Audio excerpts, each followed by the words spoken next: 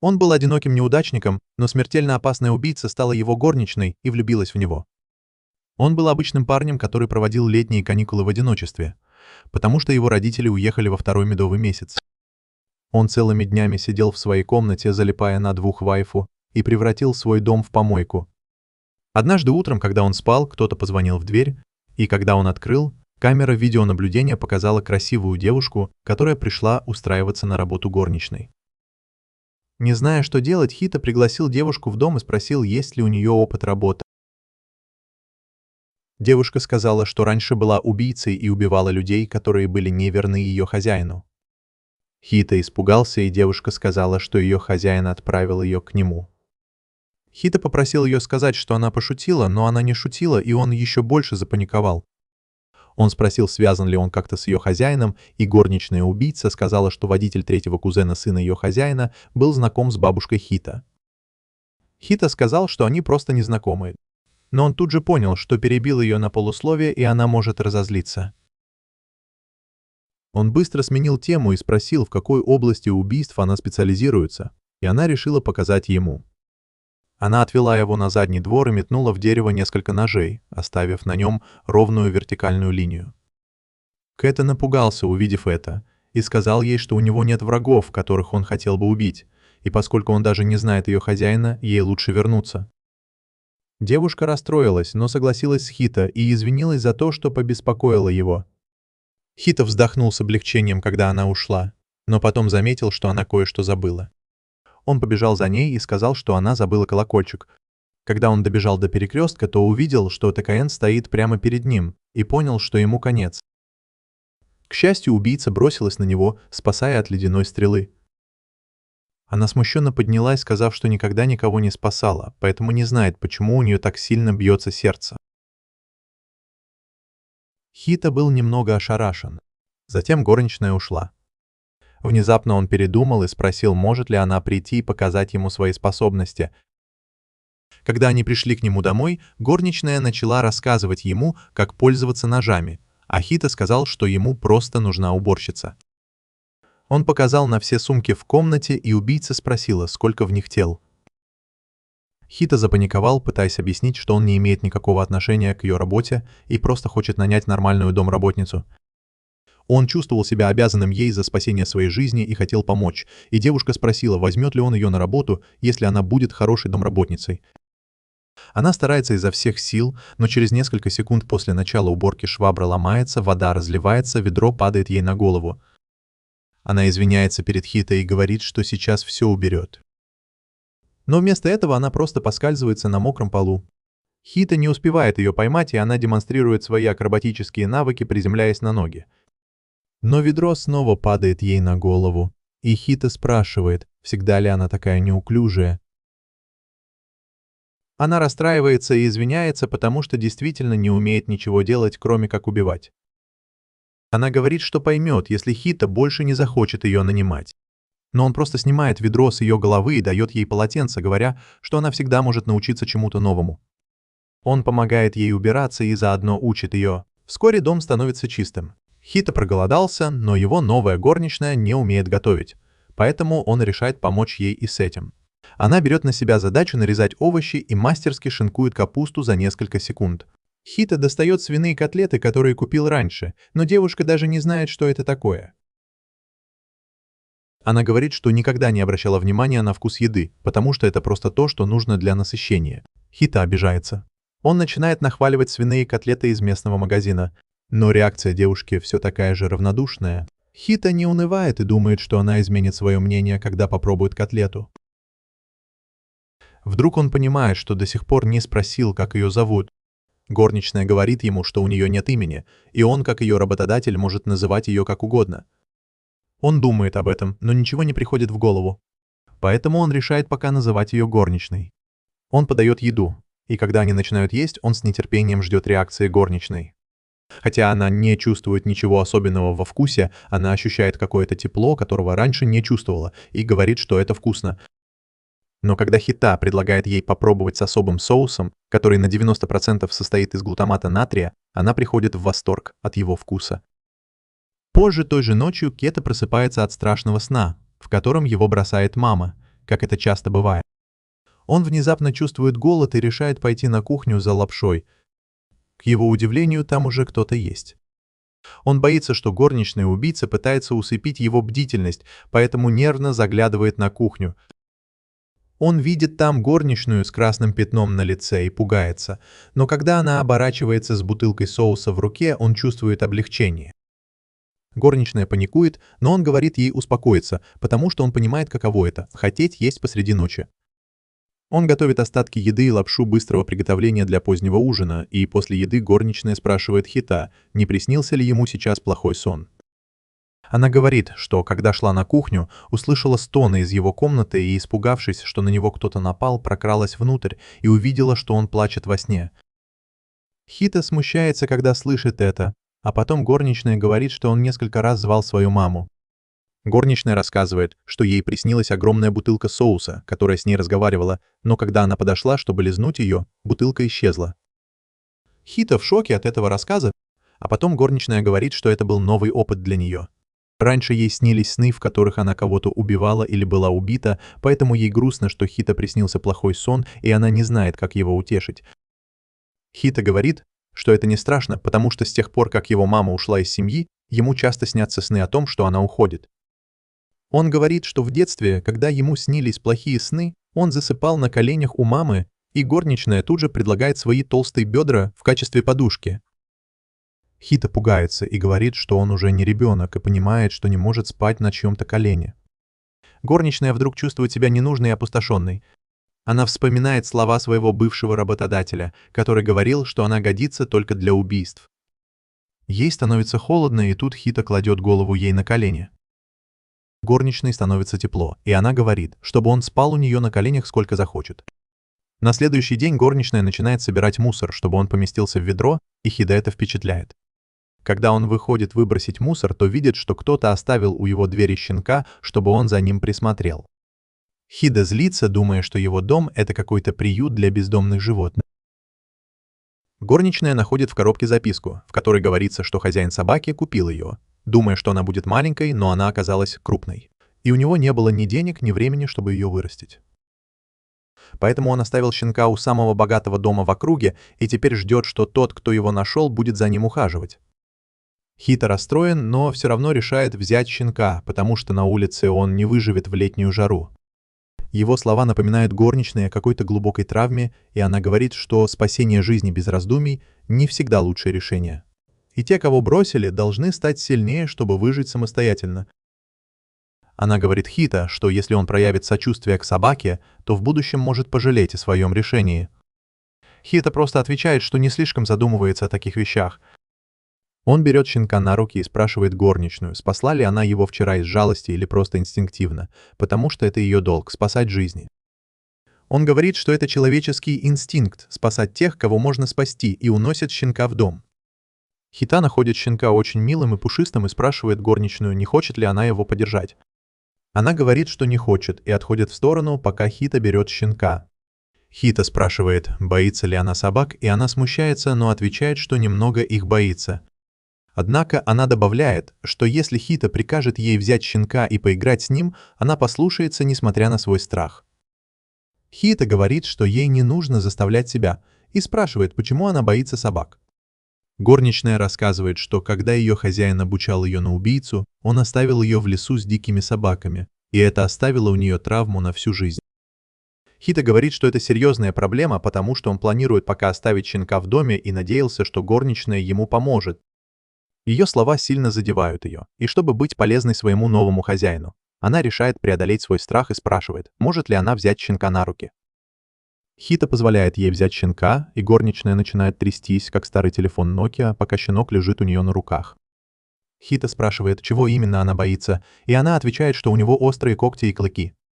Но Хита говорит, что щенок выглядит очень милым и невинным. Вдруг он начинает жевать палец горничной, и она так пугается, что чуть не выбрасывает щенка в окно. К счастью, Хита останавливает ее и забирает щенка. Пока горничная переводит дух, лежа на земле, собака тоже начинает кусать Хита за пальцы, и он понимает, что у нее чешутся зубы. Поэтому он отводит ее в ближайший зоомагазин, чтобы проверить и купить все необходимое. Когда они возвращаются домой, Хита благодарит горничную за помощь с покупками. Она вдруг отвечает, что никогда не встречала такого доброго человека, как Хита, потому что он дает ей такие необычные поручения. Раньше она убивала людей, и у нее не было права на ошибку. Но Хита по-доброму отнесся к ней, даже когда она все сделала неправильно. Она спрашивает, что ей сделать, чтобы быть более полезной, и вообще, нужна ли она ему. Хита не успевает ответить, как щенок убегает. Он ловит его и говорит горничной, что она, наверное, хочет перестать быть убийцей и жить как обычная девушка. Он говорит, что это ее шанс, и ей не стоит слишком много об этом думать. Горничная вдруг понимает, что все это время, пока она была убийцей, она никогда не задумывалась о том, чтобы бросить это занятие. Убивать других было единственной причиной ее существования, и она думала, что будет бесполезной, если перестанет это делать. Хита предлагает ей посмотреть на прекрасный закат, и она подходит к нему, думая, что если останется с ним, то сможет узнать больше о том, чего она на самом деле хочет. Хита говорит, что когда она впервые пришла к нему домой, он очень испугался, потому что никогда раньше не видел убийц вживую. Однако, познакомившись с ней поближе, он понял, что она хороший человек. Услышав, что она хороший человек, убийца вспоминает, какой она была раньше, когда была обычной девочкой, и родители хвалили ее. Она вдруг спрашивает Хида, что ей нужно сделать, чтобы снова стать нормальной. И первый совет, который он ей дает, касается ее неудач. Он говорит, что поскольку все, что она делает, для нее в новинку, это нормально, что у нее не получается, и она не должна переживать из-за неудач. Позже горничная начинает готовить ужин и режет капусту, как обычный человек. Она думает, что делать что-то обычное гораздо проще и не требует большой концентрации, и начинает думать об ужине.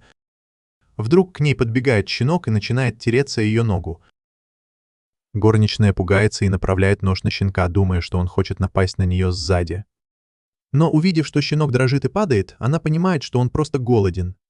Она кормит щенка и пытается погладить его, чтобы преодолеть свой страх. Но в этот момент в комнату заходит Хида и пугает ее. Он впечатлен тем, что горничная покормила щенка и благодарит ее. Затем он гладит щенка, и так как у него очень пушистая шерсть, он решает назвать его Макай. Всем нравится это имя, и Хита без всякой причины выражает свои эмоции, говоря горничной, что она стала лучше справляться со своей работой. Она очень рада, что ее оценили, и предлагает заботиться о щенке, если Хида будет занят. Хида беспокоится о ее фобии, но горничная говорит, что хочет стать нормальной, и для этого должна сначала преодолеть свой страх. Хита впечатлен ее решительностью, и он показывает ей, как гладить Мачи, а потом берет его на руки. Она гладит щенка по животу и понимает, что ее страх был необоснованным, а щенок действительно хорошо воспитан. После этого они садятся ужинать, и горничная снова влюбляется в соус. Она быстро съедает свою порцию. И когда Хита спрашивает, хочет ли она добавки, она отвечает, что не должна беспокоить хозяина такими вещами. Но ее тело реагирует иначе, и она протягивает тарелку. Хита говорит ей, чтобы она перестала так стесняться и спрашивала, если ей что-то нужно. Горничная сразу же пользуется возможностью и спрашивает, как ее зовут. Хита задает ей несколько вопросов, прежде чем выбрать имя. Он спрашивает, когда у нее день рождения, и единственное, что она знает о своем дне рождения, это то, что в тот день шел сильный снег. Хита решает назвать ее Юки, что значит «снег», но это вызывает у девушки неприятное воспоминание. Ее предыдущий хозяин тоже называл ее Юки, потому что она была хладнокровной, как снег. Она ненавидела это имя, но когда Хита говорит, как сильно он любит снег и зиму, она соглашается. Она улыбается, благодарит Хита за то, что он дал ей это имя, и начинает повторять его, как глупый покемон.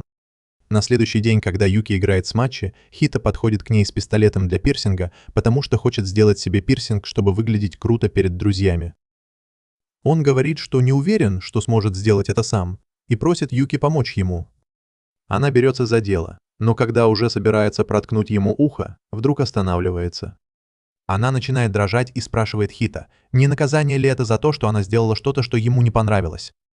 Она говорит, что боится протыкать Хита, и он спрашивает, не протыкала ли она раньше людей в больших масштабах. Вдруг раздается звонок в дверь, и Юки идет открывать. За дверью младшая сестра Хита Рико с нетерпением ждет, когда он откроет, потому что он написал ей, что у него появилась собака, и она хочет ее увидеть. Юки открывает дверь, и она удивляется, увидев девушку в доме своего брата. Как только Рико заходит, она удивляется, насколько чисто в доме, но больше всего ее поражает, что у ее брата есть симпатичная горничная. Она начинает дергать его за щеки и спрашивает, почему он раньше ей не сказал, а он отвечает, что их мама бы забеспокоилась, если бы он рассказал ей об этом. Он позвонил отцу и попросил нанять горничную, и тот согласился. Рико снова начинает дергать его за щеки, и Юки спрашивает, не живут ли они в разных домах. Рико вдруг смущается и отворачивается, а Хита объясняет, что его сестре нравятся красивые люди и вещи, поэтому он и не сказал ей о Юке. В любом случае, девушки знакомятся, и Рико замечает, что у Юки красивое имя. Она благодарит ее и говорит, что Хита дал ей это имя, потому что раньше она была наемной убийцей, и у нее не было постоянного имени.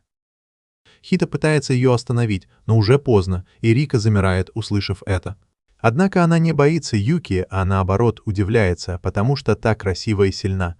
Рико просит у нее автограф, но к ее разочарованию почерк Юки оказывается грубым и детским.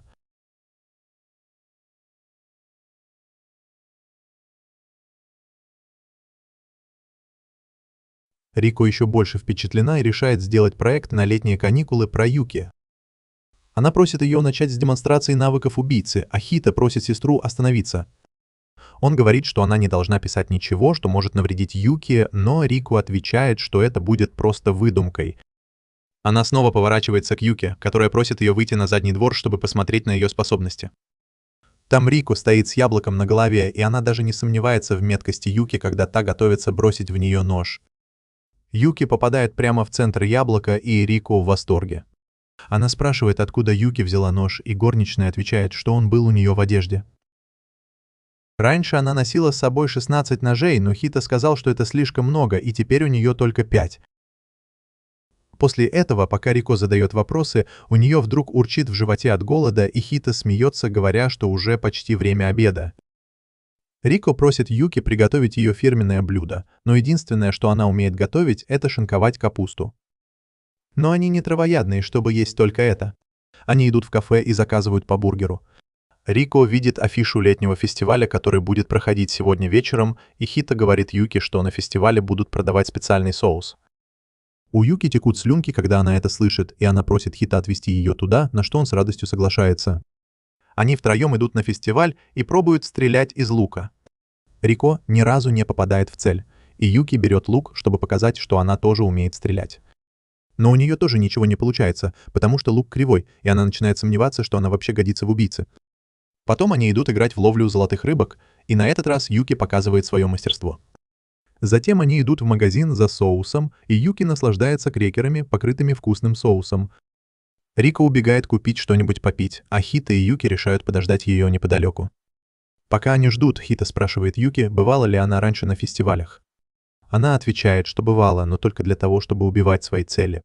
Она выглядит грустной, вспоминая свое темное прошлое, но тут вдруг начинают запускать фейерверки, и она в восторге от этого зрелища. Вскоре Рико возвращается с напитками и садится между ними, чтобы посмотреть фейерверк. Потом они идут домой, и вдруг на них на полной скорости несется байкер. Они слышат, как кто-то кричит, что это грабитель, который украл их вещи. Он чуть не сбивает Рико. Но Юки спасает ее. Хита идет проверить, как они, и видит, что у ее сестры, наверное, проснулся фетиш после того, как Юки обняла ее. Он рад, что никто не пострадал, но злится на байкера за то, что тот ограбил невинных людей и подверг опасности прохожих. Он говорит, что таких, как он, нужно наказывать, и Юки соглашается с этим. Она начинает взбираться на здание, преследуя грабителя, как Человек-паук, прежде чем Хита успевает ее остановить, а Рико говорит, что они должны догнать Юки, потому что она хочет избить грабителя. Они следуют за Юки, пока она прыгает по крышам, и вскоре она находит байкера. Она спрыгивает с крыши и бросает 2 ножа, чтобы прострелить ему шины, и он врезается в переулок. Хита и Рико добираются до места, когда Юки подходит к грабителю с ножами наготове. Хита пугается и просит Юки не убивать его, но она просто стучит по его шлему, говоря, что это его наказание.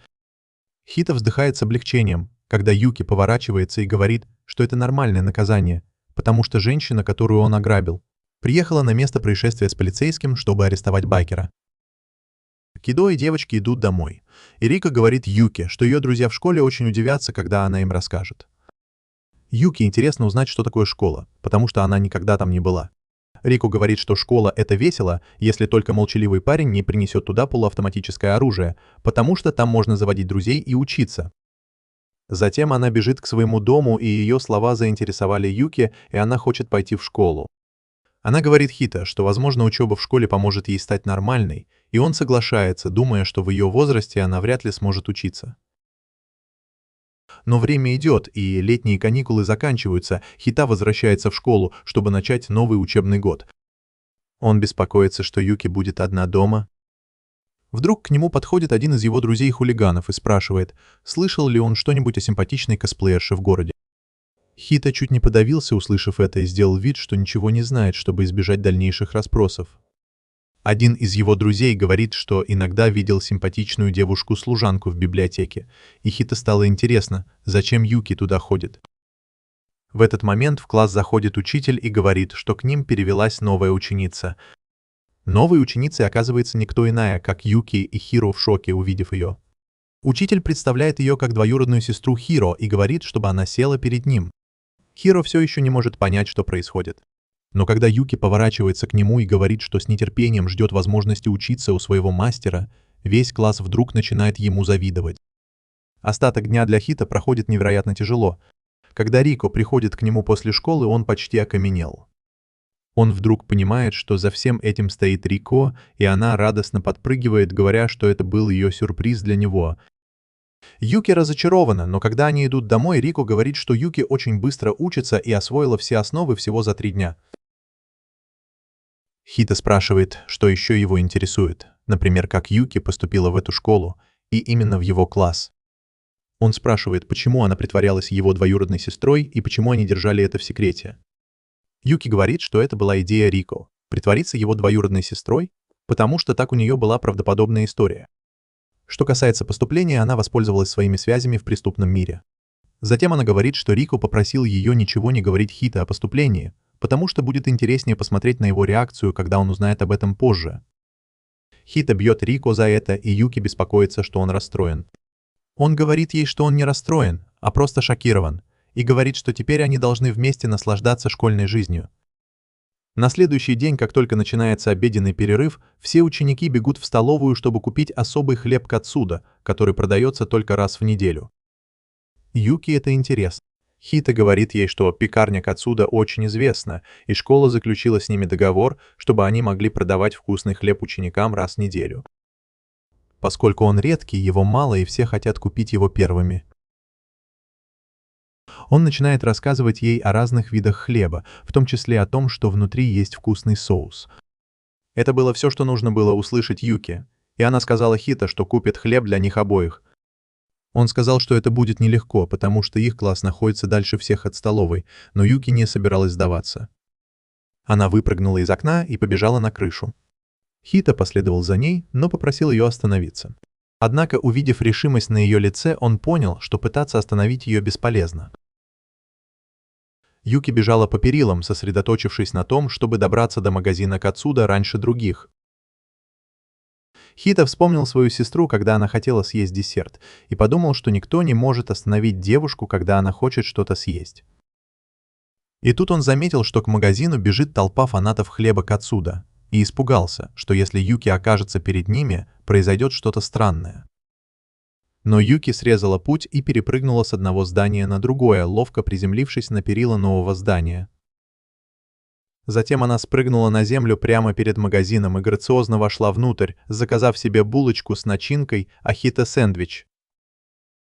Но когда она вернулась к Хида, она разочарованно вздохнула, потому что продавщица сказала, что один человек может купить только одну булочку. Она извинилась перед Хита, потому что купила булочку с начинкой, а потом взяла ему обычный сэндвич в столовой. Хита сказал, что съест обычный сэндвич, и Юки робко предложила ему булочку с начинкой из магазина кацуда. Он говорит ей, что она может съесть его, потому что он уже съел свой, и будет нечестно, если он съест его, когда она выиграла. Юки очень рада и начинает есть булочку, а Хита счастлив просто от того, что видит ее. Внезапно Юки отламывает кусочек булочки и хочет покормить Хита, и тот смущается, когда она сует его ему в рот. Позже тем же вечером Рико приходит к нему домой, чтобы переночевать у Юки. Она говорит Хита, что всегда хотела иметь старшую сестру и даже представляла его в женском обличье. Хита говорит ей, что это просто фантазия. Рико говорит, что придумала, как сделать Юки своей старшей сестрой. Она говорит, что Хиро должен жениться на Юки и вести ее в семью, и это будет идеальным решением для всех. Хиро смущается, когда Рико говорит, что Юки явно влюблена в него и пытается это отрицать. Рико говорит, что он не понимает чувств девушек, но она видит, что Юки может признаться ему в любой момент. Она говорит, что их мама, скорее всего, будет не против свадьбы, но вот папа не факт. В этот момент заходит Юки и спрашивает, кто женится. Кета паникует, но Рико, не раздумывая, говорит Юки, что хотела бы, чтобы она вышла замуж за ее брата. Она спрашивает Юки, нравится ли ей Хита, и та отвечает, что восхищается им.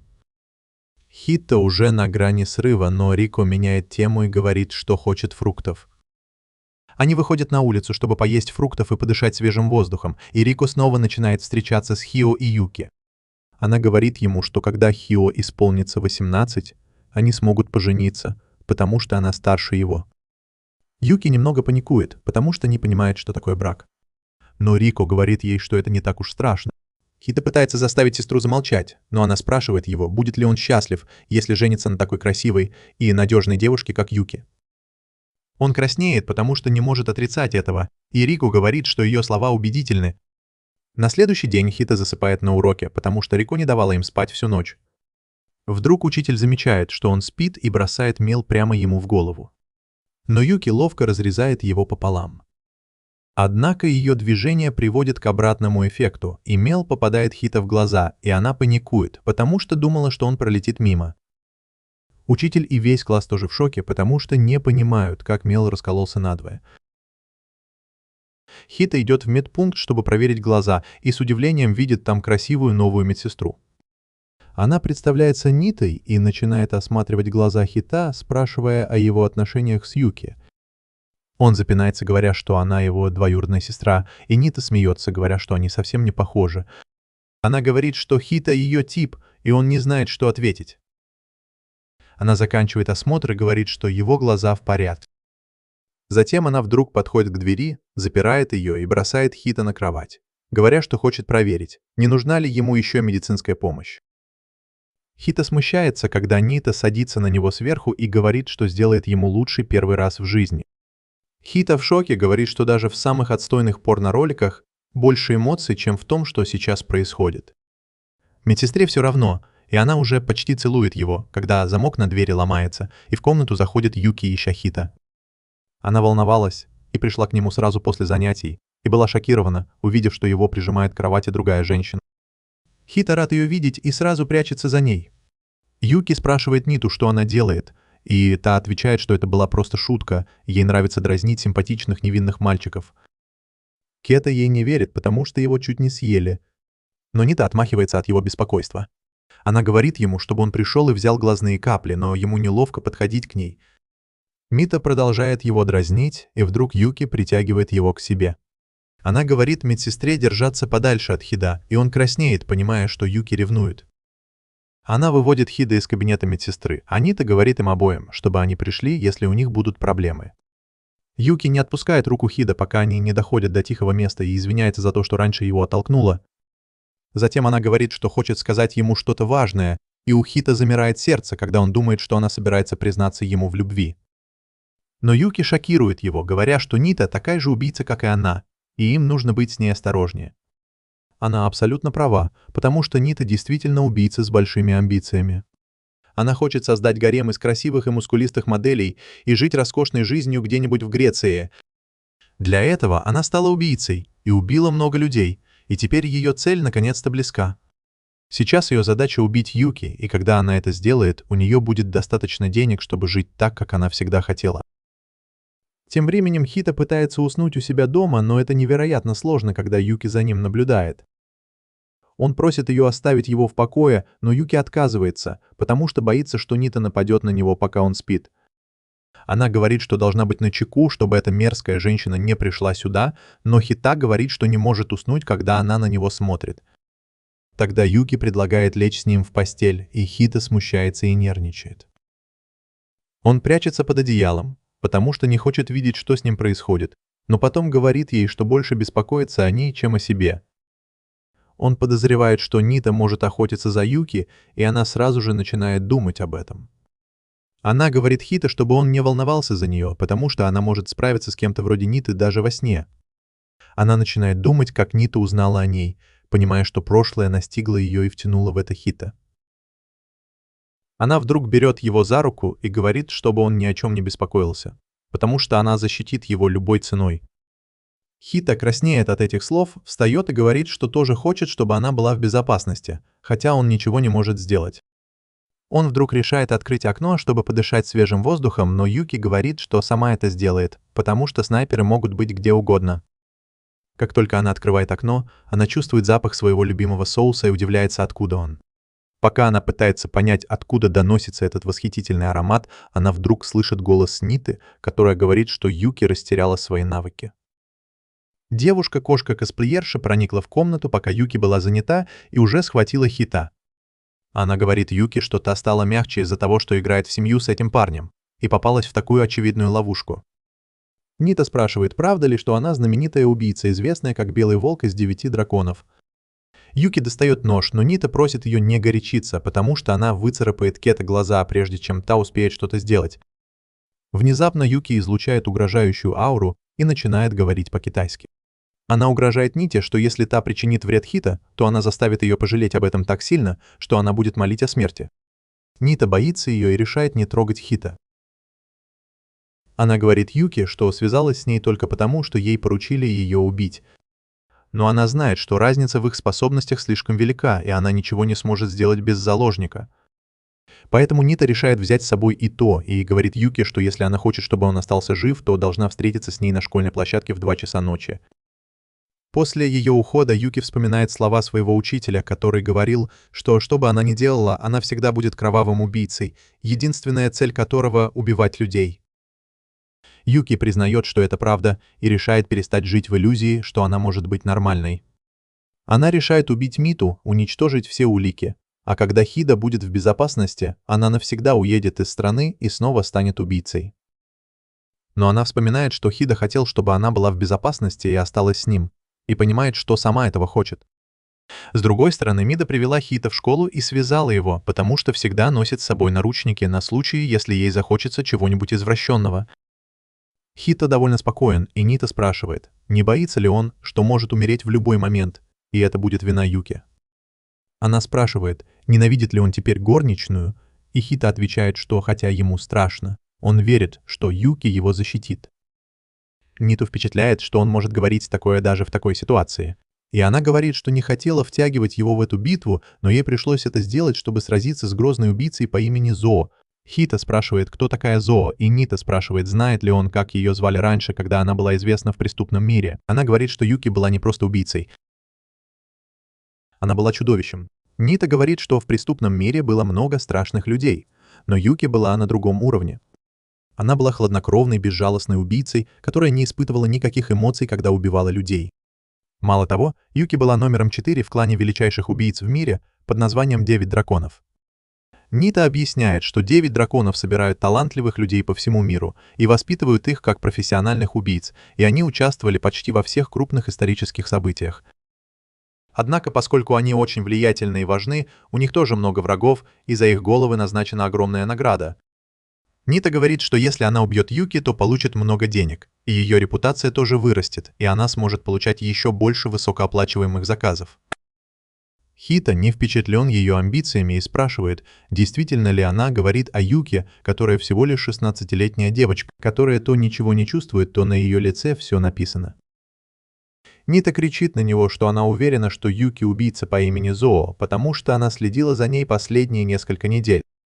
Она вдруг начинает думать, что Хиро необычный человек, потому что никто бы не смог оставаться таким спокойным, когда его жизнь в опасности. Более того, он растопил ее холодное сердце. Теперь Нита уверена, что в нем есть что-то необычное. Но она собирается использовать это в своих интересах, потому что знает, что Юки сделает все возможное, чтобы защитить его. И пока она будет этим заниматься, она станет уязвимой. Как только часы пробьют нужное время, Юки придет туда. Она бежит к Ните, которая стреляет в нее, но Юки легко отбивает пули. Нита тут же переходит к следующему этапу своего плана и стреляет в землю, активируя мину, которую она там закопала. Юки понимает это только после того, как мина взрывается, и мощный взрыв накрывает ее. Нита смеется, думая, что победила, а Хиро в ужасе. Но Юки невредима, и она бросается сквозь дым, чтобы напасть на Ниту, которая едва успевает блокировать ее атаку.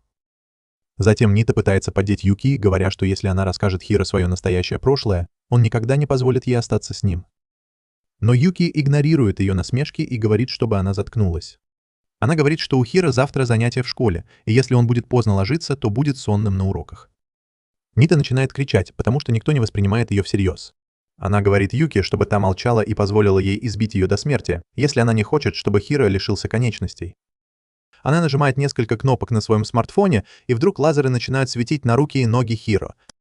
Нита говорит, что на каждую конечность Хита наведен снайперский прицел, и ей нужно всего лишь нажать на кнопку, чтобы превратить его в груду мяса. Она говорит Юки, чтобы та сдалась, но вместо этого Юки без колебаний бросается на нее. Нита в панике нажимает на кнопку, но тут Юки достает 4 ножа и бросает их в лазерный луч, отражая пули.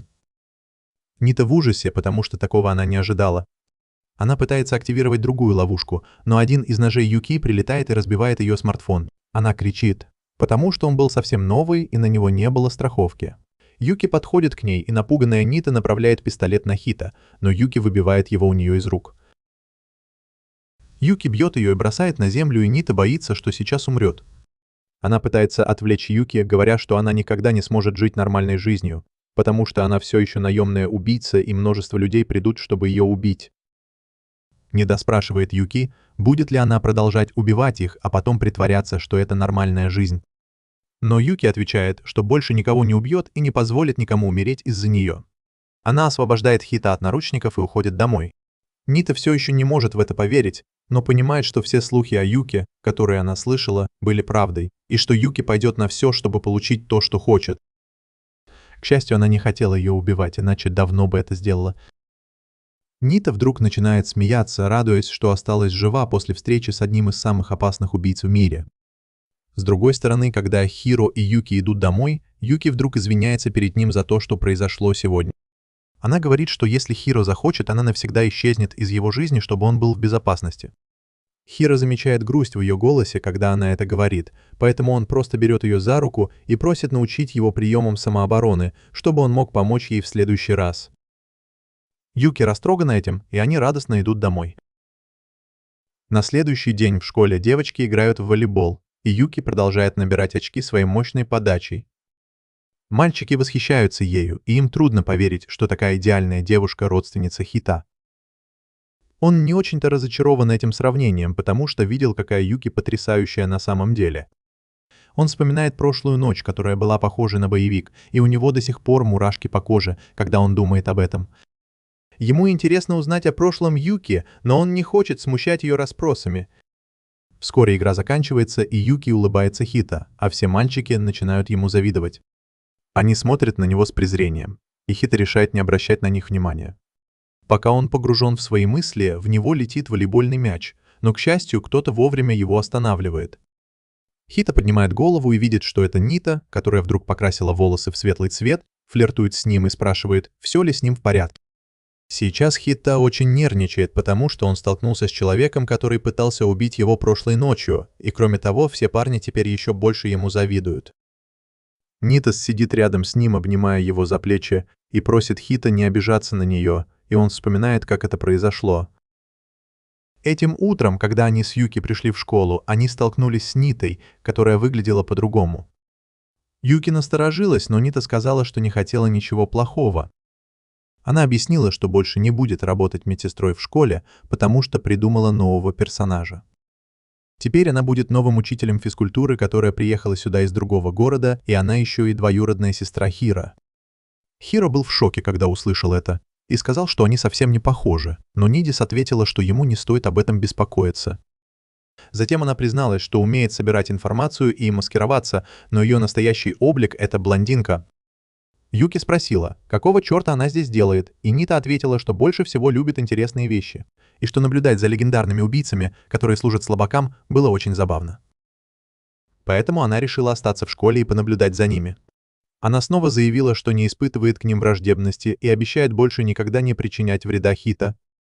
Но этого было недостаточно, чтобы заключить сделку, поэтому она предложила Юки 3 месяца бесплатного хлеба Кацуда в обмен на доверие.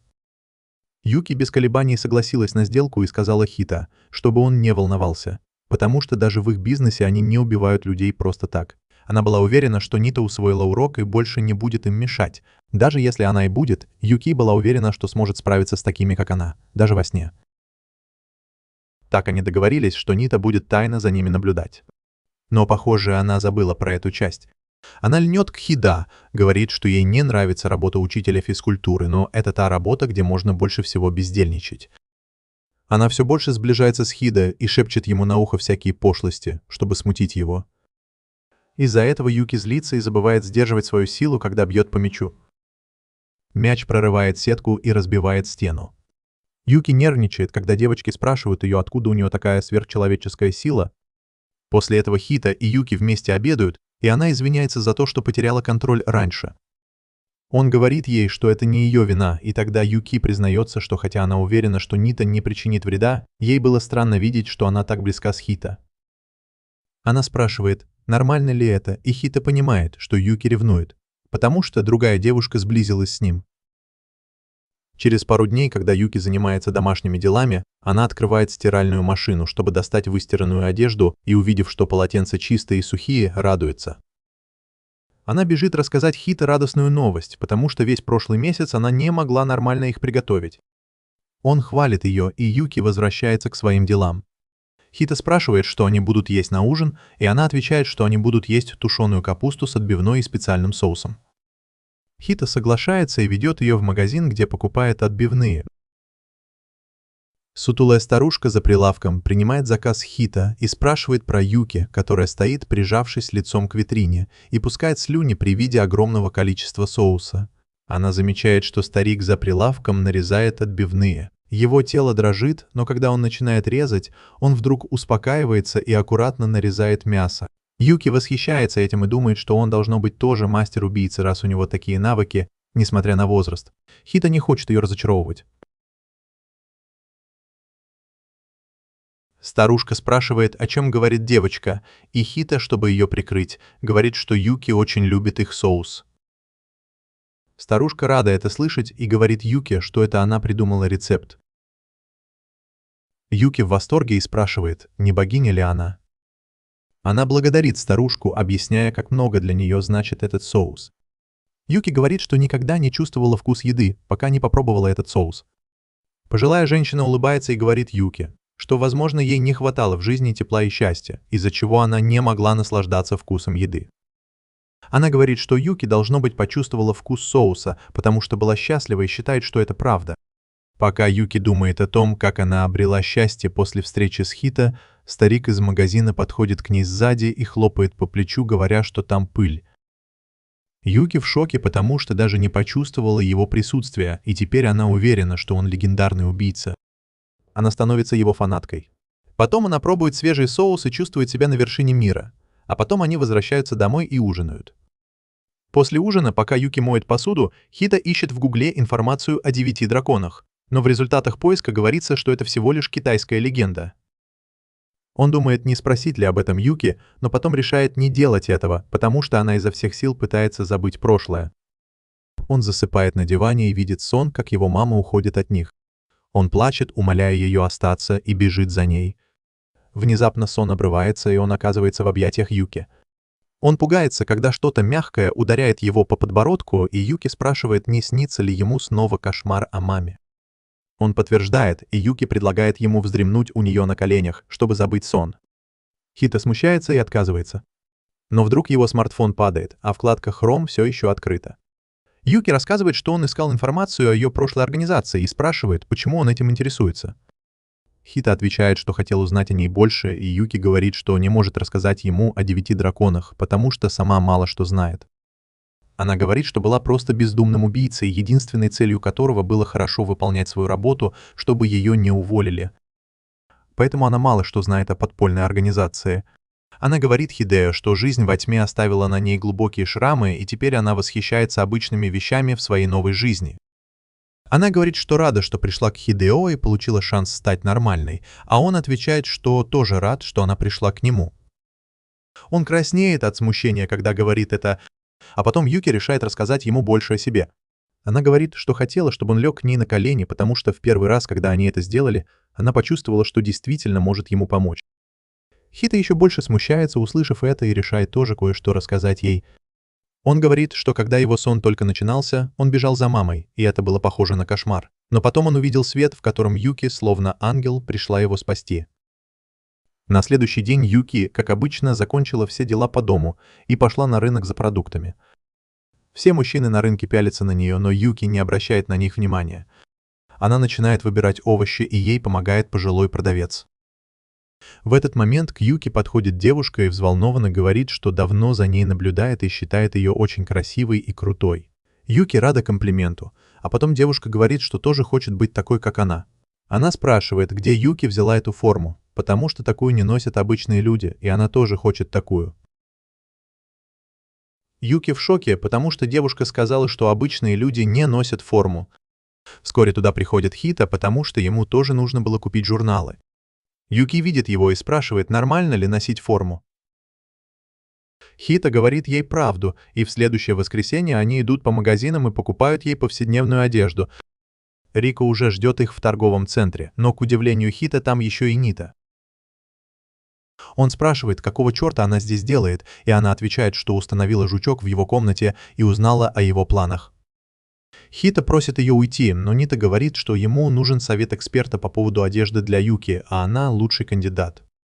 Рико становится любопытно, и она спрашивает, не убийца ли это крутая и взрослая женщина, и Нита подтверждает, прежде чем задушить ее зефиром, и Рико просыпается от очередного оргазма. Рико говорит, что знает магазин, где можно купить красивую одежду для Юки, и ведет их в магазин косплея, где Юки примеряет еще более привлекательную форму. Рико фотографирует ее, потому что это единственная причина, по которой она привела Юки сюда. Но Юки не нравится это платье, потому что оно неудобное. Следующее платье, которое она примеряет, совсем короткое, и оно тоже ей не нравится, потому что в нем неудобно прятать ножи. Хита говорит ей, что ей не нужны ножи, потому что она больше не убийца. Но она отвечает, что чувствует себя спокойно только когда у нее есть ножи. После этого они идут в обычный магазин, где Юки примеряет обычную одежду, а Рико и Нита добавляют к этому купальники. Они спрашивают Хита, какой из них ему больше нравится, и он говорит, что предпочитает Юки в длинном белом платье. Нита начинает смеяться над его фантазиями, и Хита больше не хочет с ней оставаться. В любом случае, они покупают почти все, что примеряла Юки, и идут домой. Вдруг они замечают магазин с товарами для Хэллоуина, и Рика бежит туда, чтобы купить костюмы. Она наряжается ведьмой, а Юки тоже, но лучше. Нита наряжается полицейским из сериала, и Рика нравится ее стиль. Они начинают обсуждать свои извращенные фантазии, а Хита и Юки наблюдают за ними издалека. Хита говорит, что Рико очень любит Хэллоуин, а ему это не так интересно. Вдруг он видит афишу популярного фильма про зомби и спрашивает Юки, не хочет ли она его посмотреть. Остальные девочки готовы пойти в кино, но Юки говорит, что никогда не была в кинотеатре. Хита спрашивает, была ли она вообще когда-нибудь в кинозале, и Юки отвечает, что была, но только чтобы воспользоваться темнотой и убить кого-нибудь. Теперь Хита неловко, но он говорит Юки, что на этот раз она должна посмотреть фильм. Они идут в кино, но Неда засыпает посреди фильма, а Юки внимательно смотрит. Ей становится страшно, и к концу фильма у нее развивается фобия зомби. Рика говорит ей, что зомби медленные и глупые, и она может справиться с ними без труда. Юки соглашается, но говорит, что ненавидит запах гнилых тел. Затем она говорит, что раз зомби уже мертвы, то она даже не может их убить. Она начинает дрожать от страха. Хита решает угостить девочек десертом, чтобы успокоить ее. Они делятся десертами друг с другом, а с другой стороны улицы за ними наблюдает застенчивая девушка с розовыми волосами. Внезапно какой-то мужчина хватает ее за руку и говорит, что она потеряла бдительность. Он говорит девушке по имени Нака, что она не сможет стать хорошим убийцей, если будет отвлекаться, и просит ее сосредоточиться на тренировках. Она извиняется и говорит, что будет стараться, но потом снова отвлекается на Хита и веселящихся девочек. Позже Нита уходит домой, а Рико говорит, что в следующий раз они пойдут за покупками одни. Хита решает подвести Рико до дома, а Юки говорит, что вернется домой и приготовит ужин. Когда они уходят, она смотрит на свое отражение в витрине магазина и начинает думать о значении формы горничной в ее жизни. Вернувшись домой, она переодевается в форму горничной и идет проверить Макаи, но видит, что его игрушки и ковер грязные. Она говорит, что сейчас все уберет, но Макаи убегает с ковром. Она пытается его догнать, но внезапно начинается гроза, гремит гром. Юки вдруг начинает паниковать и представляет, что на них напали зомби. Макай тем временем продолжает дурачиться и задевает стол на кухне, и на него проливается холодный суп. Услышав этот звук, Юки пугается еще больше. А когда Макай подходит к ней с полотенцем на голове, она в ужасе набрасывается на него, думая, что это зомби. Когда Хита возвращается домой, он видит, что Юки порвала полотенце Макаи из-за своей паранойи, и теперь пес грустит. Юки извиняется и обещает зашить полотенце. Хита говорит, что это невозможно, но разрешает ей сделать так, как она хочет. Он замечает, что она снова надела форму горничной и спрашивает, не понравилась ли ей одежда, которую они купили. Юки говорит, что одежда ей очень понравилась, но она не может перестать носить форму горничной, которую ей подарил ее прежний хозяин. Это был больной старик, который помог ей уйти от жизни убийцы, и в конце концов он отправил ее к Хита. Поэтому она хочет продолжать носить форму горничной, потому что она напоминает ей о нем. Юки спрашивает Хита, не странно ли, что она хочет носить эту форму, которая не совсем обычная, и боится зомби, хотя она убийца. Он говорит, что это не странно, потому что людям свойственно любить вещи, с которыми связаны сильные воспоминания, и бояться того, что их пугает. Он говорит ей, чтобы она перестала думать о том, как ее воспринимают окружающие, и стала такой, какой хочет быть. Юки рада это слышать. Затем Макай начинает бегать по комнате, потому что хочет, чтобы ему починили полотенце. Хита поднимает его и понимает, что это то самое полотенце, которое было у Макая, когда его оставили у двери. Он думает, что Макай привязан к башне, которая напоминает ему о его семье. Юки понимает, что чувствует собака, потому что ее колокольчик — единственное, что напоминает ей о сестре, которая далеко. Хита в шоке от этого и спрашивает Юки, есть ли у нее вообще сестра, но Юки просто смотрит на него пустым взглядом. На следующий день Хида и Юки идут в магазин за раменом вместе с Нитой, потому что она единственная, кто может помочь им найти информацию о сестре Юки. Она говорит Юки, что это ее угощение, и, проглотив всю тарелку рамена быстрее, чем Наруто, говорит, что этого недостаточно, чтобы оплатить ее услуги. Кэта огрызается на нее и просит разделить счет, но Юки не обращает на них внимания, потому что добавляет свой любимый соус к рамену. Нита в ярости, потому что она самопровозглашенная ученица Гордона Рамзи и говорит, что добавлять соус в идеально приготовленный рамен – это грех. Юки не слышит ее болтовню, но потом замечает, что у нее почти закончился соус, и начинает волноваться. Поэтому Хита ведет ее в магазин, чтобы купить еще соуса. Но старушка говорит ей, что у них уже закончился соус, потому что его купили все студенты в округе, и теперь его хватит только на обычные нужды. Юки говорит, что это ничего, но Хита слышит, как у нее разрывается сердце. Когда они возвращаются домой, Юки смотрит на остатки соуса в бутылке и говорит, что будет расходовать его экономно, чтобы хватило на неделю. Хита хочет отвлечь ее от грустных мыслей и спрашивает про ее сестру. Он спрашивает, что она скажет сестре, когда они наконец встретятся, и Юки отвечает, что даже не помнит ее лица. Она объясняет, что ее забрали из семьи в раннем возрасте, и ее воспоминания о них расплывчаты. Единственное, что она знает о сестре, это то, что их мама подарила им одинаковые аксессуары для меча, и Юки всегда носила свой, надеясь, что сможет узнать сестру, когда увидит ее. Юки говорит, что боится снова увидеть сестру, потому что та может на нее обидеться. Хита нервничает и спрашивает, не стоит ли ему сказать Ните, чтобы она не искала сестру. Но Юки говорит, что хотя она и боится, она будет рада узнать, что у ее сестры все хорошо. В этот момент приходят друзья Хита и спрашивают, не вместе ли они ходили за покупками. Хита удивляется, а они говорят, что пришли сюда за последним альбомом их любимой певицы Наске, которая скоро выступит на местном фестивале. Внезапно его невысокий друг начинает ревновать к тому, как близки Хита и Юки. И ему кажется подозрительным, что в последнее время в школе появились две симпатичные девушки, которые с ним знакомы. Полурослик ревнует, что Хита теперь не проводит с ними время, но высокий парень говорит ему успокоиться, потому что Хита хотя бы счастлив из-за Юки. Они начинают рассказывать ей, каким мрачным и угрюмым был Хита в средней школе, и он пытается их заткнуть. В потасовке альбом выпадает из рук его друга, и Юки пытается его спасти, бросив свою сумку, чтобы альбом не упал в воду. Но при этом из сумки выпадает бутылка соуса, и соус разливается по полу. Юки в отчаянии. Той ночью ей снится кошмар, в котором огромная бутылка соуса пуста и злится на нее. А когда Хита приходит разбудить ее утром, Юки говорит ему, что у нее больше нет причин жить. Хита успокаивает ее, говоря, что она может купить соус на следующей неделе, и она рассказывает ему, что ей приснился еще один сон, но не раскрывает подробностей. На следующую ночь Юки снова снится тот же ужасный сон, и она бежит в комнату Хита, прося его поспать с ней, потому что ей страшно одной. Услышав это, он смущается, а потом говорит ей, что всю ночь готовился к предстоящему тесту, поэтому может не спать рядом с ней, пока ей не станет лучше. Пока они пьют кофе, Юки вдруг говорит Хита, что он очень хороший человек, а потом спрашивает, ненавидел ли он кого-нибудь когда-нибудь.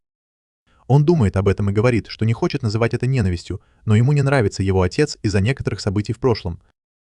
Но ведь это и есть семейные отношения. Его слова напоминают Юки о том, как ее сестра сказала, что ненавидит ее, и она решает вернуться в свою комнату, сказав, что она только мешает Хита. Когда она засыпает, ей снится пустая бутылка из-под соуса, которая говорит ей, что она бросила ее и свою сестру, и теперь все ее ненавидят, потому что она хладнокровная убийца. Бутылка из-под соуса показывает ей, что даже Хита и Рика ее ненавидят, а затем начинает раскрывать ее прошлое. Когда Юки была маленькой, она была гением, который в 7 лет говорил на 15 языках. Она была на пути к тому, чтобы стать знаменитостью благодаря своему уму и обаянию. Но ее интересовало только то, чтобы радовать своих родителей. Они жили счастливо, но однажды в ее 7-й день рождения к ним пришел неожиданный гость. Пока ее родители идут открывать дверь, Юки пытается их остановить, потому что она знает, что сейчас произойдет что-то ужасное. Ее родители исчезают из ее сна, Юки начинает плакать, а бутылка из-под соуса говорит ей, что ее родителей убили, потому что пришли убийцы, чтобы забрать ее. И даже ее сестра была замешана в этом. Юки переживает свое ужасное прошлое, когда она потеряла все эмоции после смерти родителей и стала хладнокровной убийцей. Когда ее сестра узнала об этом, она сказала Юки, что ненавидит ее, и выбросила колокольчик, который им подарила мама. Голос продолжает твердить ей, что у нее нет выбора, кроме как оставаться убийцей, потому что это ее предназначение на земле. Юки чувствует себя потерянной, но вдруг голос меняется и становится голосом ее учителя, и она видит его перед собой, он просит ее вернуться к работе. Внезапно Юки просыпается, когда Хита зовет ее по имени. Он спрашивает, все ли с ней в порядке, потому что слышал, как она стонала во сне. Она внезапно крепко обнимает его и притягивает к себе на кровать. Хита начинает вибрировать, как любимая игрушка твоей мамы, потому что для такого девственника, как он, это слишком. Юки извиняется за то, что была слишком настойчива, но просит его позволить ей немного полежать так, потому что ей это нужно. Она дрожит от страха, и Хита спрашивает, не приснился ли ей кошмар. Юки подтверждает, что это был сон из ее прошлого, и не хочет о нем говорить. Хита начинает гладить ее по спине, чтобы она успокоилась и заснула, потому что так делала его мама, когда он был напуган. Это помогает и Юки. На следующий день в школе друзья Хита удивляются, когда Юки спрашивает их о предстоящем фестивале. Они спрашивают, как она могла не знать о знаменитом фестивале Кацуда, который является традицией их школы. Он состоит из музыкального фестиваля, спортивного фестиваля и культурного фестиваля. В нем участвуют все классы, а победитель получает особый соус Кацуда. Услышав о соусе, Юки начинает пускать слюни, но друзья Хита говорят, что они первокурсники и не знают о фестивале, поэтому вряд ли попадут на пьедестал. Говорят, что результаты культурного фестиваля важнее всего, а потом уже идут оценки за экзамены. Поэтому Хита спрашивает Юки, как она сдала последний экзамен, и она показывает ему, что получила 42 балла, что чуть выше проходного. Она очень гордится этим. Но когда она узнает, что оценки за экзамен тоже учитываются при подсчете результатов фестиваля, она начинает бояться, что испортит средний балл по классу. Хита пытается успокоить ее, говоря, что главное, чтобы она сдала экзамен. Позже Хита и Юки идут к Ните, чтобы получить свою еженедельную порцию хлеба Кацуда, как они договорились. Юки благодарит Ниту за это, потому что всю неделю она страдала от ломки из-за соуса. Нита говорит им возвращаться в класс, потому что ей нужно проверить несколько тестов, и когда они возвращаются, они начинают говорить об оценках за экзамен, которые будут учитываться при подсчете результатов фестиваля. Услышав это, Нита говорит Юки, что она точно испортит средний балл по классу, потому что даже не написала свое имя в бланке ответов на физкультуре, а значит точно провалится. Юки паникует, но Хита пытается договориться с Нитой, чтобы они написали имя прямо сейчас. Она говорит, что они должны будут сделать ее работу бесплатно, и сделка с хлебом отменяется, если они хотят получить этот шанс. Но Юки готова заплатить эту цену, потому что хочет выиграть фестиваль и получить особый соус. Внезапно налетает порыв ветра, и на листе с ответами она видит свое имя. Юки в шоке и спрашивает, как она могла так быстро ответить, но прежде чем Юки успевает что-то сказать, Кета решает поиграть в Сола Гудмана и говорит, что ее имя, должно быть, было там все это время, но Юки просто не заметила. Юки понимает, что ее подставили, и решает, что на этот раз Хита простят. Когда она уходит, Хита спрашивает Юки, что она сделала, и Юки отвечает, что это не она написала ее имя. Девушка, написавшая ее имя, прячется за стеной и радуется, что смогла помочь Юки. Но Юки замечает ее и подходит поблагодарить. Это Нака, та самая девушка с розовыми волосами, которая наблюдала за ними на рынке. Она краснеет, когда Юки подходит к ней. Она долго заикается, но потом представляется одноклассницей и говорит, что знает, как выиграть фестиваль. Дело в том, что Нака — потомок престижной семьи Хикаге, которая передавала свои боевые искусства из поколения в поколение. Нака все еще учится, как оттачивать свои навыки под руководством своего старшего брата, такие, который кажется строгим снаружи, но на самом деле очень заботится о своей сестре. Он также является президентом школьного совета, в котором учится Хита, и, похоже, особенно интересуется Юки, которая учится в одном классе с его сестрой. И в ее прошлом есть много пробелов. Он думает, что она может быть врагом, который может навредить его сестре, поэтому решает лично ее проверить. Тем временем школьный фестиваль уже начался, и темой для класса Хита стало кафе с животными. Хита, Юки и Нака готовятся к выступлению за кулисами, и Нака признается, что ее брат никогда не ценил ее. Она говорит, что он перфекционист, а она неуклюжая. Поэтому она хочет использовать этот шанс, чтобы улучшить свой образ в его глазах. Она думает, что даже если не выиграет, то если ее брат увидит, что она участвует в школьных мероприятиях, он будет относиться к ней немного лучше. У Наки есть еще одна причина, по которой она хочет победить, но она стесняется говорить об этом при Юки. Хита замечает, что Нака всегда смущается рядом с Юки, и ему интересно, что у нее на уме. Затем он благодарит Наку за то, что она заранее рассказала им о том, что будет на этот раз. Это будет игра в полицейских и воров, поэтому физические способности будут играть большую роль. Внезапно появляется мужчина в костюме огромной бутылки соуса кацуда, и Юки пугается. Мужчина в костюме оказывается другом Хита Тега, который давно является поклонником этого соуса, и он заявляет, что будет участвовать в мероприятии в этом костюме, потому что никто не может победить соус кацуда. Тега уверен, что его команда с Юки и Накой займет первое место.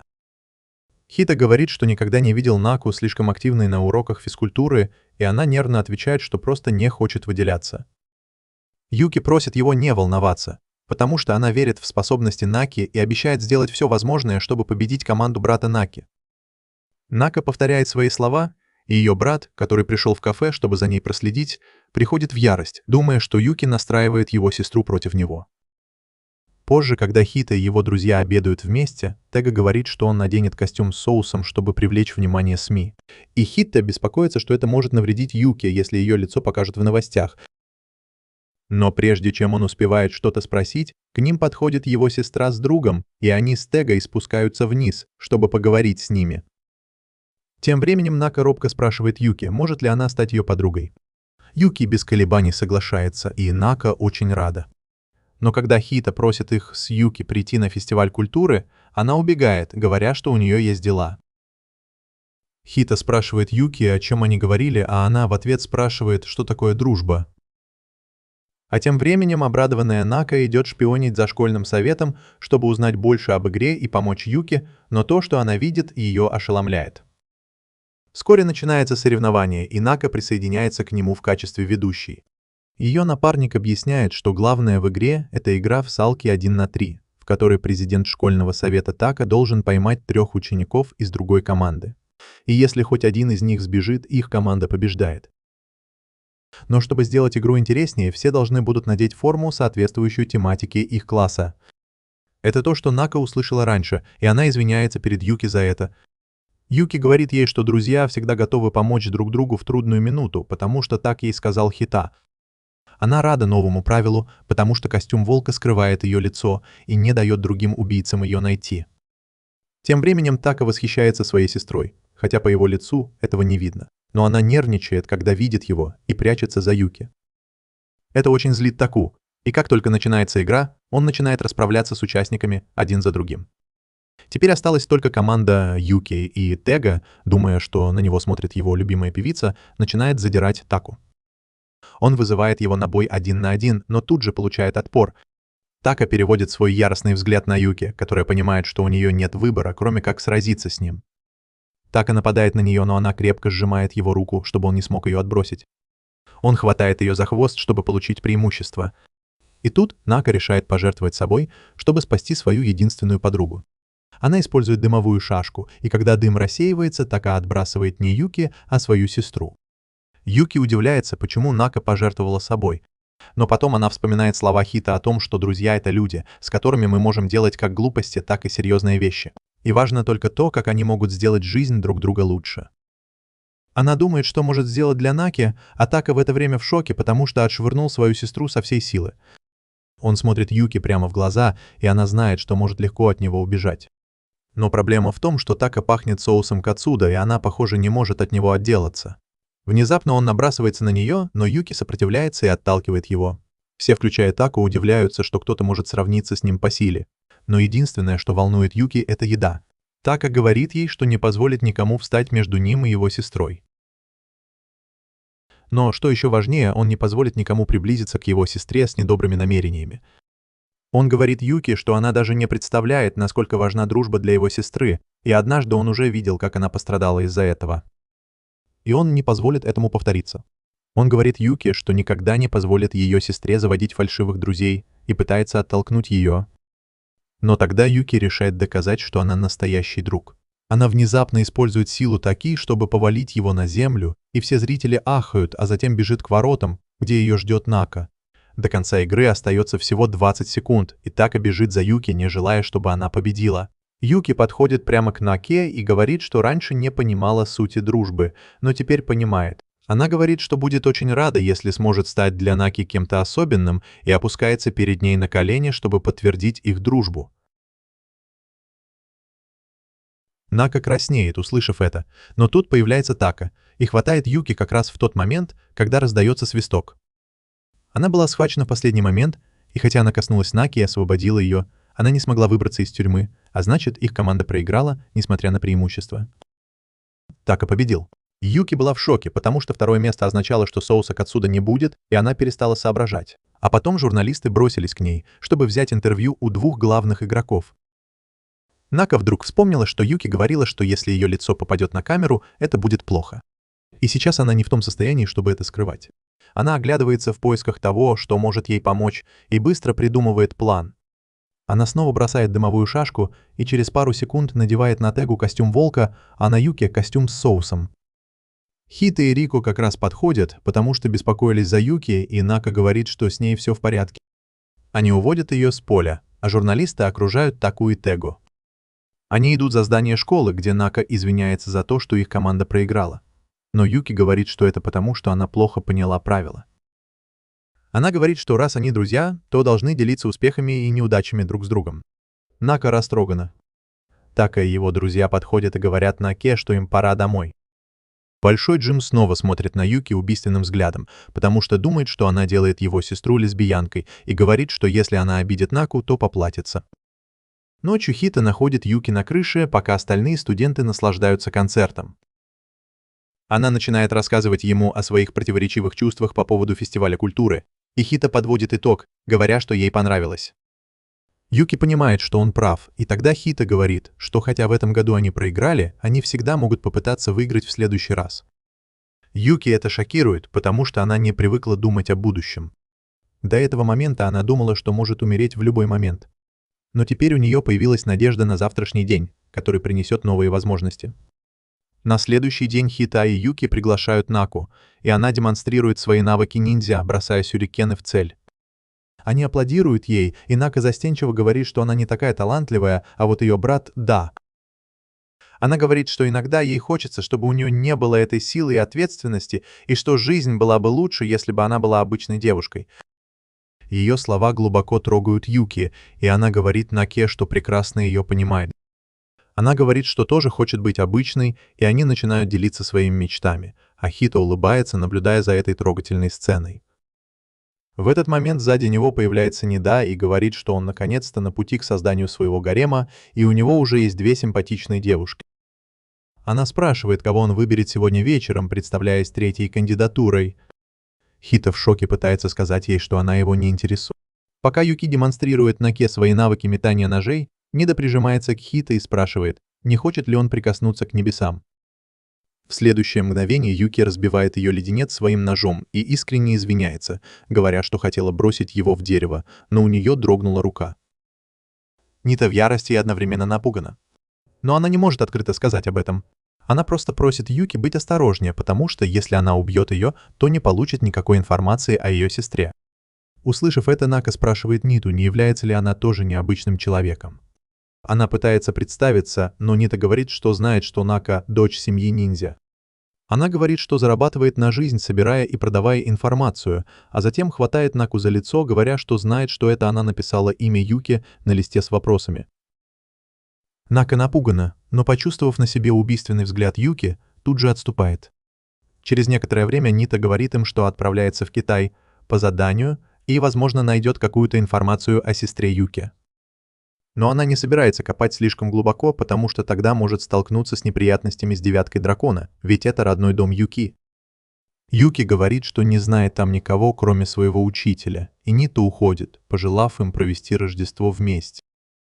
Хиро смущается, услышав это. Затем Нака вдруг спрашивает его, правда ли, что они с Юки встречаются, несмотря на то, что они двоюродные брат и сестра. Хиро смущается, отрицает это и говорит, что они с Юки не настолько близки. Он просит ее подтвердить это, но увидев, что Юки безучастно смотрит на него, отступает. Она все это время думала о своей старой организации и вдруг поняла, что там она всегда была одна, а теперь у нее есть люди, которых нужно защищать. Кидо считает, что ее чувство к нему — это скорее родственная любовь, а не романтическая. Но его это устраивает. Внезапно начинается снегопад, и вскоре Хита получает сообщение от отца, что тот возвращается домой на Рождество. На следующий день наступает Рождество, и на заднем дворе лежит толстый слой снега. Ичита сразу выбегает на улицу поиграть. Он лепит маленького снеговика, а Юки решает ему подражать. Но у нее не очень хорошо получается, и ее снеговик получается кривым со всех сторон. Хита говорит ей, что это не важно, потому что это отражает ее индивидуальность, и Юки ему верит. Но тут к ним подбегает Макаи и разрушает снеговика Юки, чем очень ее расстраивает. Хита говорит ей не переживать, но тут ему звонит отец, и он уходит в дом, чтобы ответить на звонок. Он все время выглядит смущенным, а потом говорит Юки, что ненадолго зайдет к Рико. Юки понимает, но просит его кое о чем. Когда Хита возвращается от мамы, он очень замерз и думает, зачем Юки попросила его встретиться на рынке. Он думает, что она хочет куда-нибудь сходить поесть, но вдруг видит, что все смотрят на что-то. Он тоже подходит и, к своему удивлению, видит, что все смотрят на Юки, которая одета как модель и ждет Хита. Она накидывает ему на шею шарф и говорит, что согрела его для него. Хита волнуется, думая, что другие люди могут решить, что они встречаются, раз они вместе на Рождество. Но Юки берет его за руку и говорит, что она хочет с ним встречаться. Она говорит Хита, что они должны пойти на свидание, и он начинает дрожать, не понимая, что она имеет в виду. Юки говорит, что когда она увидела, как он расстроен и смущен, она позвонила Рико за советом и попросила ее пригласить Хита на свидание, чтобы поднять ему настроение. Юки говорит, что хочет, чтобы он был счастлив и весел, ведь сейчас Рождество, и смущенный Хита решает принять ее предложение. Они идут по рынку, держась за руки, и Хита снова начинает думать об их отношениях. Внезапно начинается снегопад, и Хита говорит, что любит снег. Юки смеется и краснеет, потому что ее имя тоже означает «снег». Она говорит, что хотя она знает, что Хита говорит не о ней, ей приятно слышать, что он любит снег. Хита краснеет, его сердце бешено колотится, но он не может перестать думать о Юки. На следующий день приходит Рико и рассказывает брату, как она помогла Юки выбрать наряд для свидания, чтобы произвести на Хита впечатление. Он все еще смущен тем, что произошло вчера, и спрашивает Рико, уверена ли она, что Юки испытывает к нему романтические чувства. Ему трудно представить, что она может испытывать такие чувства, но Рико уверена, что Юки слишком сильно нравится Хита, и она сама еще не осознает своих чувств. Хита до сих пор не может в это поверить, поэтому Рико показывает ему приложение, которое определяет любовную совместимость людей, которые еще не встречаются. Хита не верит в такие приложения. Но Рико говорит, что оно довольно точное. Одна ее подруга сделала предложение своему парню, увидев их результат, и теперь они встречаются. Рико начинает задавать Хида вопросы об их с Юки отношениях, и ответы на них положительные. Хида начинает смущаться, когда вопросы становятся все более личными, но в конце, когда Рико спрашивает, говорили ли они когда-нибудь друг другу, что нравится друг другу, Хида врет и говорит, что нет. Всего один отрицательный ответ, и его показатель взаимной симпатии с Юки составляет целых 96%. И Рика говорит Хита, что они с Юки уже встречаются. Это смущает его еще больше. И тут домой возвращается Юки. Хита понимает, что ему легко говорить с ней на обычные темы, но Рико не собирается оставлять их в покое.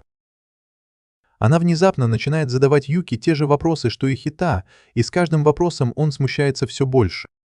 Юки отвечает на все вопросы утвердительно, ее показатель составляет 100%.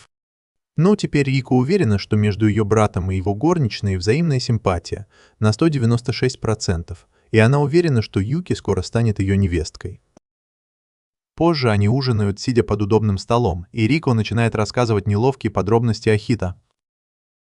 Он запаниковал, потому что не хотел, чтобы Юки видела его ребяческую сторону, но Рико догадалась об этом и сказала об этом Юки.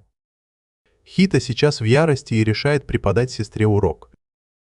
Он пытается пнуть ее под столом, но даже после многих успешных попыток она никак не реагирует. Он задается вопросом, что не так, и заглядывает под стол, где, к своему удивлению, обнаруживает, что все это время пинал Юки. Но это было не более чем слегка подтолкни ее локтем. Однако она покраснела, подумав, что Хида попробовал свои силы, или точнее, свою ногу во флирте под столом, который она видела только в кино. Хида тоже выходит из себя, осознав, чем он занимался последние 5 минут. И увидев, как они оба краснеют, Рико заявляет, что это должно быть из-за секрета между двумя голубками. На следующее утро Хита обнаружил, что Юки спит рядом с ним, и внезапно разволновался. Он тихо встал с кровати и вышел на улицу, пряча что-то от Юки, которая проснулась, услышав его шаги. Оказавшись за дверью, Хита начал избивать себя, потому что не мог смириться со своими чувствами. В последнее время Юки слишком часто снились кошмары, и он сказал ей, что она может спать рядом с ним, если ей от этого станет лучше, и она ухватилась за это предложение. Однако теперь он сожалеет о том, что сказал такую смелую вещь, потому что, находясь рядом с ней, он чувствует себя неловко. В последнее время ему не удается выспаться, потому что Юки всегда рядом с ним, и он задается вопросом, что же ему теперь делать. Как раз в этот момент Юки открывает дверь и спрашивает, все ли с ним в порядке.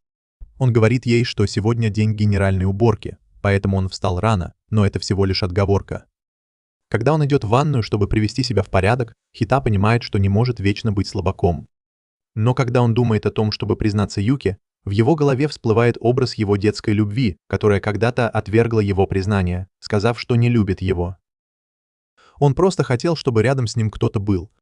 Тем временем Юки принимает историю Хита о генеральной уборке за правду и начинает мыть пол, собрав весь мусор.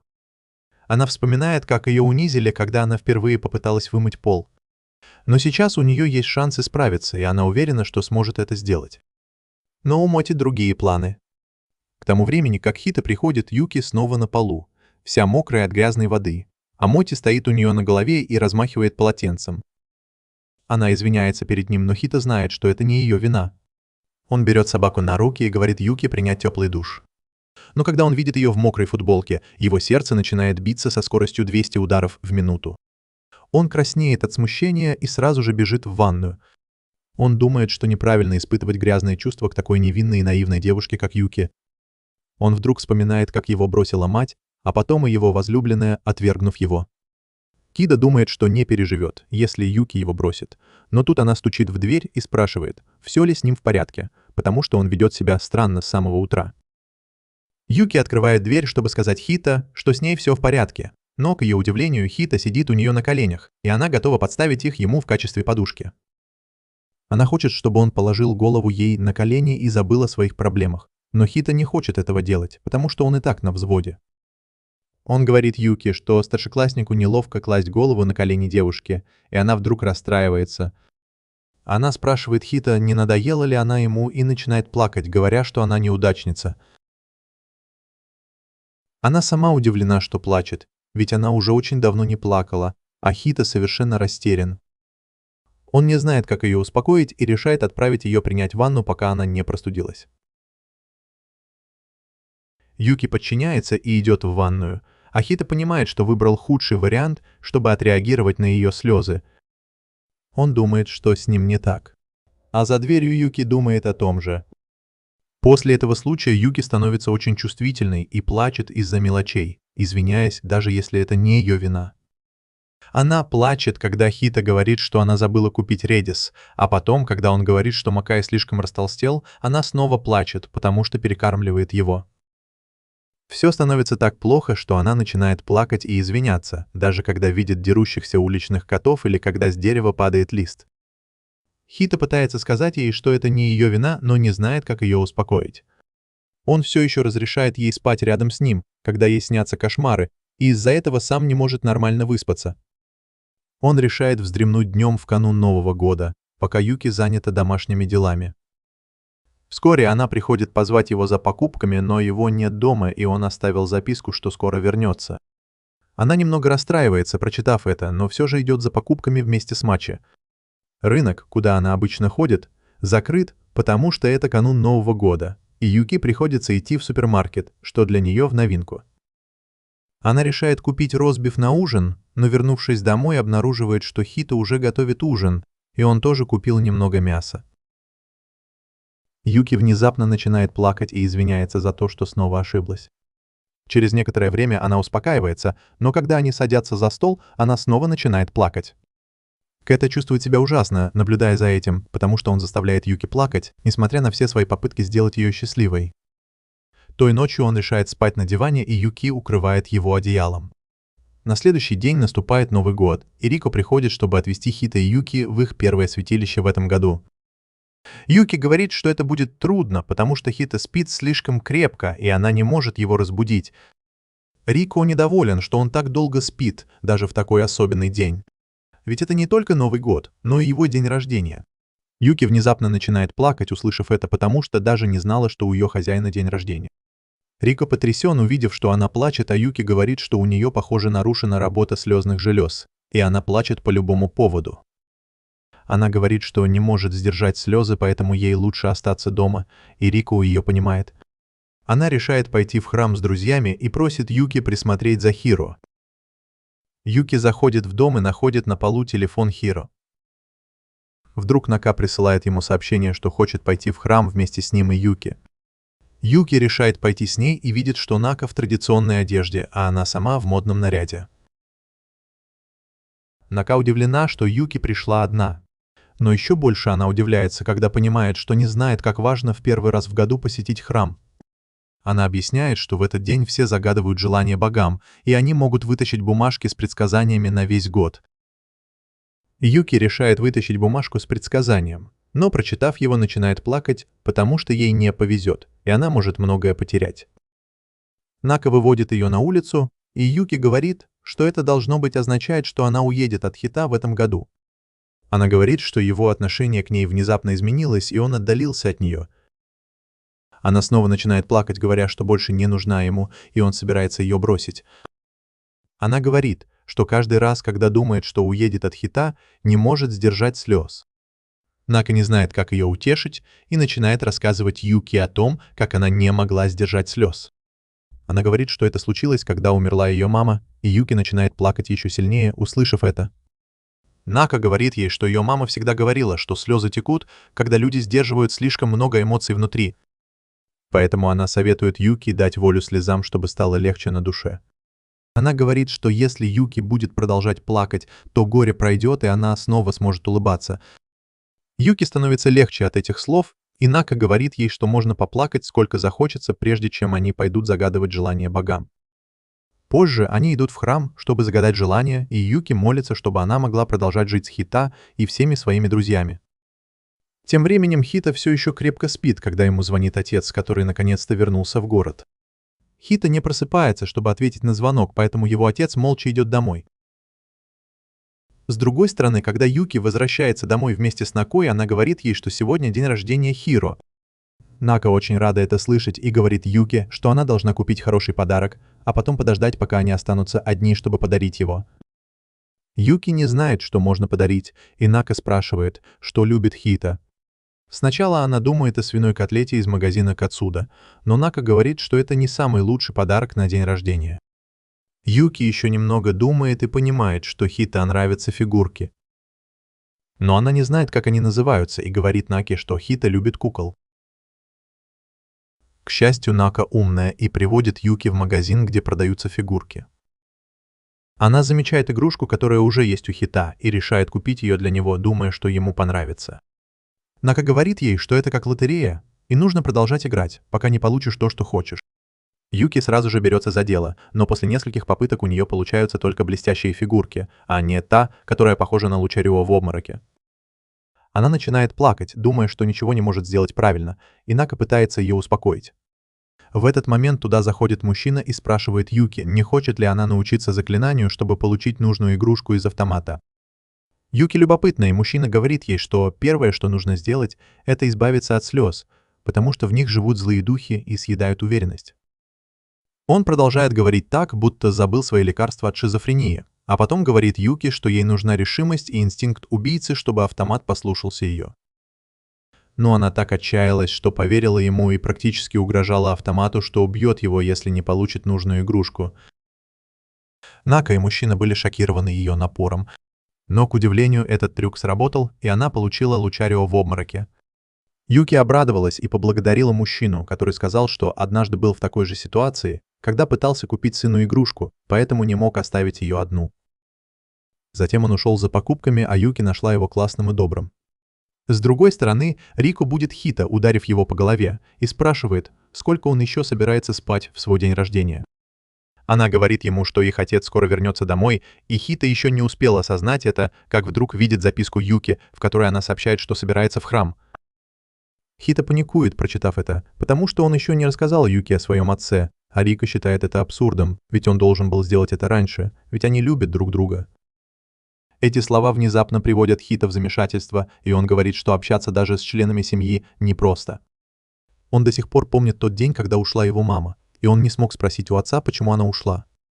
Он даже не смог спросить, почему у отца было такое страшное выражение лица, и после того дня их отношения стали напряженными.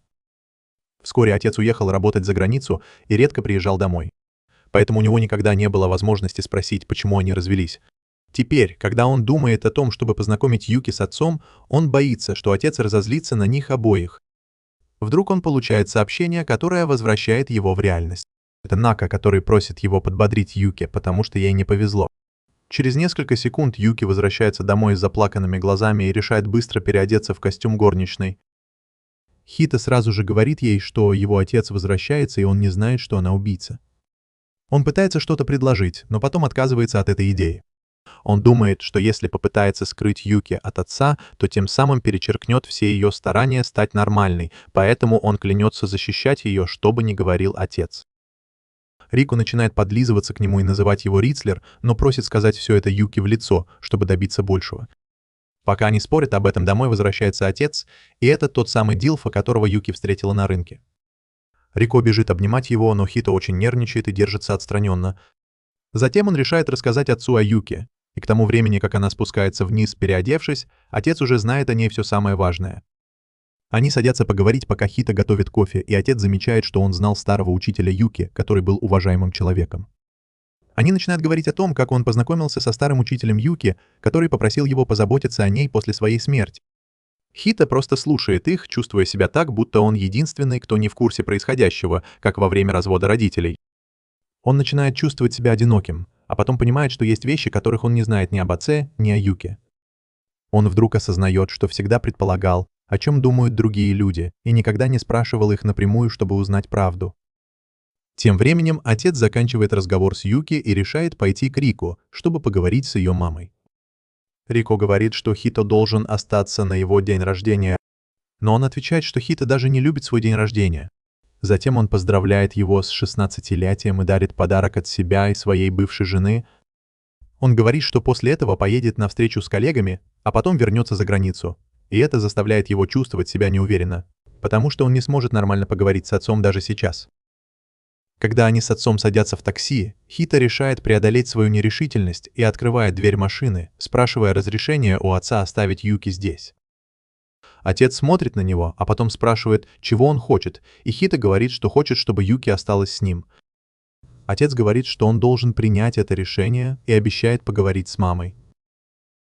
Он уходит, и Хита чувствует себя лучше, потому что впервые смог что-то сказать отцу. Юки позади него чувствует себя неловко, потому что Хита сказал, что хочет, чтобы она осталась. Но прежде чем она успевает что-то сказать, Хита звонит отец и просит передать трубку Юки. Он говорит, что Хита изменился из-за нее и просит ее присматривать за ним в будущем.